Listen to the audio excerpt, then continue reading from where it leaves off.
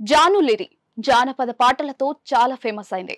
YouTube లో folk songs కు హుషారుగా స్టెప్పులేసే జాను తర్వాత Dhee celebrity special 2 show winner గాను నిలిచింది. 10వ తరగతిలోనే పెళ్లి చేసుకున్న ఈ డాన్సర్ కు ఓ కుమారుడు కూడా ఉన్నాడు. భర్తతో విభేదాల కారణంగా వీరు విడిపోయారు. అయితే జాను ఏం చేసినా సరే కొందరు తనను విమర్శిస్తూనే ఉన్నారు.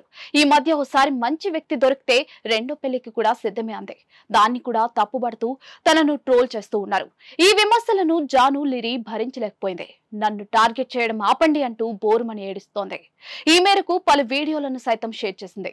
నా జీవితంతో ఆడుకుంటున్నారు. నేను నవ్వితే ఓవర్ యాక్షన్, నాకు పద్ధతి తెలియదు కదా.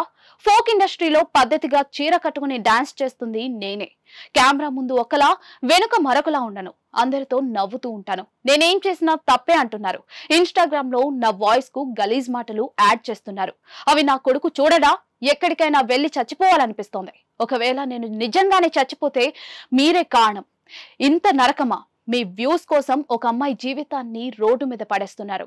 మా అమ్మ నాన్న నన్ను చిన్నప్పటి నుండి ఒక్క మాట కూడా అనకుండా పెంచారు. కానీ ఈ రోజు అడ్డమైన వెధవలతో మాటలు పడుతున్నారు. సూసైడ్ తప్పు అని నలుగురికి చెప్పేదాన్ని, కానీ ఇప్పుడు అర్థమవుతోంది. వాళ్ళు పడే బాధల వల్ల చనిపోవట్లేదు, మీరు చేసే రచ్చ తట్టుకోలేకే చనిపోతున్నారని.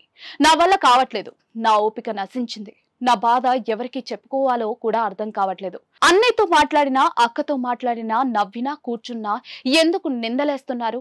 నా గురించి మంచి పెట్టొచ్చు కదా. బాధ తట్టుకోలేకపోతున్నా. నా జీవితంతో ఆడుకోవడం ఎందుకు? నా వల్ల మీకేమైనా హాని జరిగిందా? నా కొడుకును బాగా చదివించి మంచి స్థాయిలో చూడాలనుకున్నాను. అప్పటి వరకు నేను బతకనని నాకు అర్థమవుతోంది. నేను మధ్యలోనే పోతాను అంటూ జాను వెక్కి వెక్కి ఏడ్చేసింది.